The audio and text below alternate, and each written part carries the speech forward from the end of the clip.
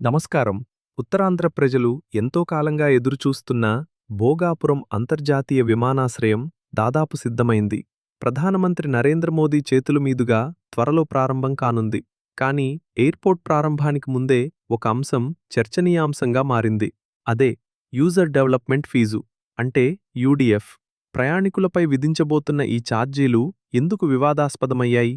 ఇతర విమానాశ్రయాలతో పోలిస్తే భోగాపురం ఛార్జీలు నిజంగానే ఎక్కువ? ఈ వీడియోలో తెలుసుకుందాం. ముందుగా యూడీఎఫ్ అంటే ఏమిటి? ఎయిర్పోర్ట్ నిర్మాణం, నిర్వహణ, భవిష్యత్ విస్తరణ కోసం ప్రయాణికుల నుంచి వసూలు చేసే అదనపు రుసుమునే యూజర్ డెవలప్మెంట్ ఫీజు అంటారు. ఇది టికెట్ ధరకు అదనంగా ఉంటుంది.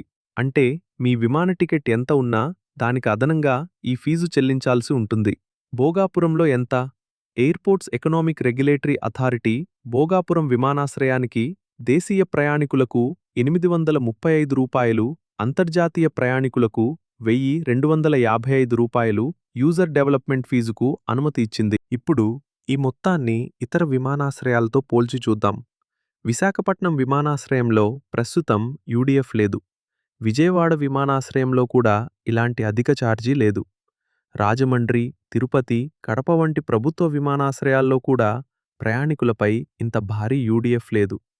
ఢిల్లీ, ముంబై, బెంగళూరు, హైదరాబాద్ వంటి పెద్ద ప్రైవేట్ విమానాశ్రయాల్లో మాత్రమే యూడీఎఫ్ లేదా ఇతర యూజర్ ఛార్జీలు ఉంటాయి. కానీ అవి ఇప్పటికే భారీ ప్రయాణికుల రద్దీ ఉన్న విమానాశ్రయాలు. భోగాపురం మాత్రం ఇంకా కొత్త విమానాశ్రయం. అందుకే ఈ ఛార్జీలపై అభ్యంతరాలు వ్యక్తమవుతున్నాయి. ప్రయాణికుల సంఘాలు ఏమంటున్నాయి? కొత్త విమానాశ్రయాన్ని ప్రజలు ఎక్కువగా ఉపయోగించాలంటే మొదటి కొన్ని సంవత్సరాలు తక్కువ ఛార్జీలు ఉండాలని కోరుతున్నాయి. విమానయాన సంస్థలు కూడా ప్రయాణ వ్యయం పెరిగితే టికెట్ల డిమాండ్ తగ్గే అవకాశం ఉందని భావిస్తున్నాయి.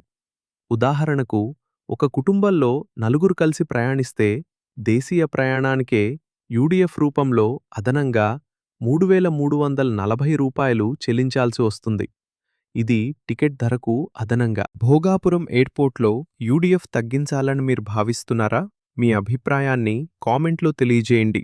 ఆంధ్రప్రదేశ్లో వ్యాపారం, మౌలిక సదుపాయాలు, పెట్టుబడులపై ఇలాంటి విశ్లేషణాత్మక కథనాల కోసం బిజ్జాంధ్ర యూట్యూబ్ ఛానల్ను సబ్స్క్రైబ్ చేయండి. ధన్యవాదాలు.